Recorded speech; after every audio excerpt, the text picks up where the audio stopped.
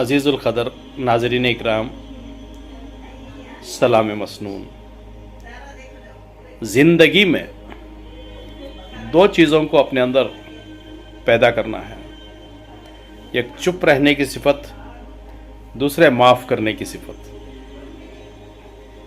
चुप रहने से बेहतर कोई जवाब नहीं और माफ़ करने से बेहतर कोई इंतकाम नहीं। चुप रहने से बेहतर कोई जवाब नहीं और माफ़ करने से बेहतर कोई इंतकाम नहीं। अल्लाह हमें तौफीक दे।